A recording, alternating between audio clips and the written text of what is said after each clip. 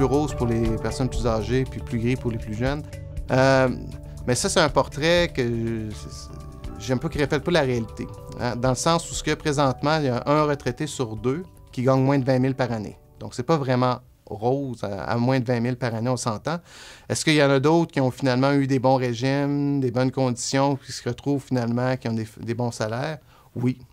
Est-ce que c'est plus difficile pour les jeunes aujourd'hui? Mais il faut faire attention quand on fait toujours ce genre d'analyse. Il y a eu des cohortes où il y a eu quand même, la vie n'a pas été si facile que ça.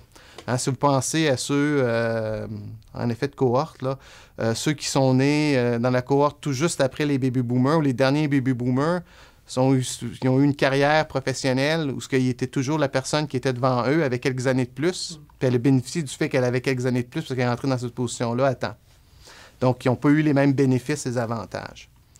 Puis c'est la même chose pour les jeunes. Dans certains cas, ceux qui ont une bonne éducation, une bonne profession, vont quand même bien faire.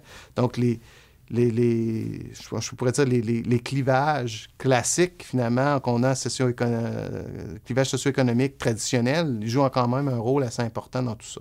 Une des raisons, justement, pour laquelle notre régime complémentaire jouait toujours un rôle beaucoup plus important qu'ailleurs, c'est le fait qu'on était vraiment parmi les derniers, hein, vraiment à créer un régime contributif public qui était obligatoire. Tandis que si on va dans d'autres pays, ça s'est fait beaucoup plus tôt.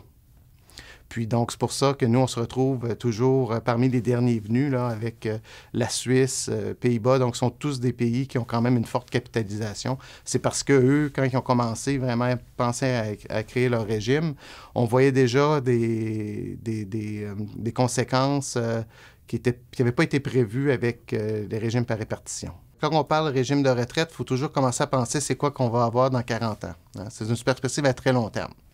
Puis c'est ça vraiment le grand défi, c'est que les parcours professionnels sont de plus en plus éclatés, hein, donc de plus en plus diversifiés.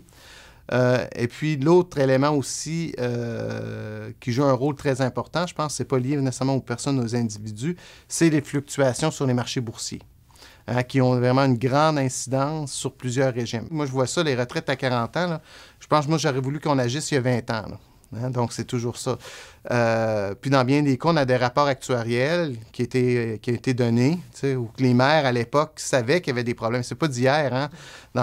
Si on regarde même les anciennes analyses actuarielles, même de la RIRQ, on le savait depuis très longtemps qu'il y avait un changement démographique qui s'amorçait. On le savait très, très bien que les baby-boomers n'allaient pas avoir autant d'enfants qu'avant, 5-6 enfants, ça c'était clair. Donc, dans bien des cas, l'urgence d'agir, c'est plus une question que ça fait plusieurs temps qu'on le sait.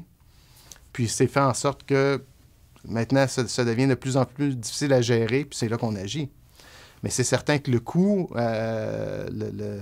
les enjeux, les faits sont vraiment liés au fait qu'on n'a pas décidé d'agir il y a une vingtaine d'années.